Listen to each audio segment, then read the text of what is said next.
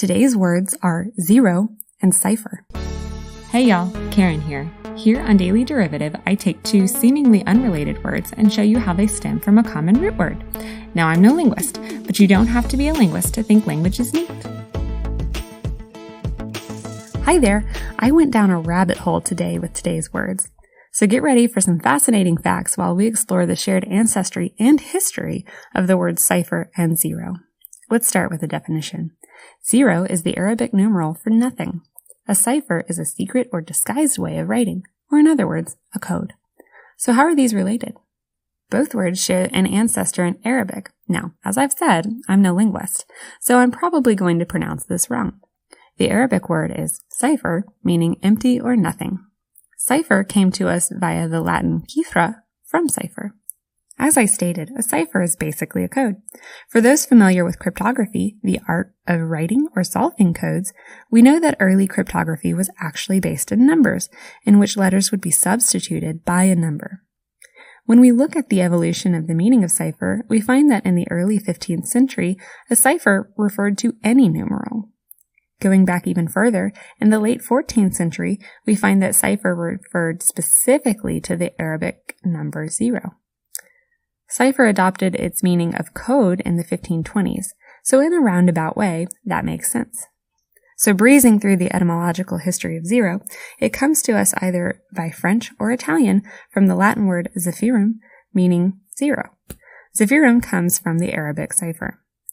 To us, the correlation between zero and nothing seems pretty clear, but this is actually a very advanced way of thinking, not to toot humanity's horn or anything. Even more fascinating is that the concept of zero in all likelihood doesn't come from Western thinking. So let's nerd out for a moment with the history of numbers.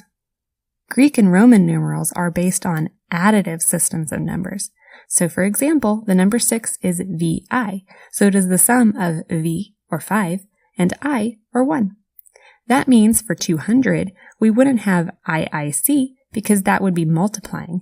Instead, we would have CC. There is no concept of a zero in these numbering systems. However, our modern system is a positional number system. A positional system has a base set of numbers, and the number's position denotes the value. For example, a 3 is a different value than the 3 in 31. This is how the Babylonians, Chinese, Mayans, and Indians created their numbering systems. But this creates the problem of numbers like 3001 because there needs to be a value that represents the absence or nothingness of hundreds and tens. Originally, only a space was used, but through the advancement of mathematics, the early Eastern civilizations realized that a zero is an actual value itself, although it means nothing. Which is how the Arabic cipher, meaning nothing, began to denote a zero, which is seriously neat. So let's put this into a sentence. The word cipher used to be associated with the word zero and had nothing to do with cryptography.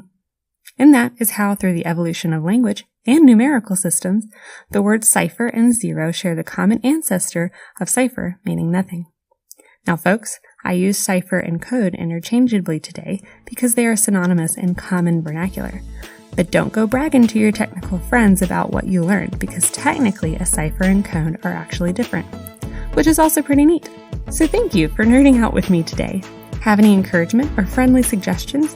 Reach out to me at daily.derivative.podcast@gmail.com and have a good one.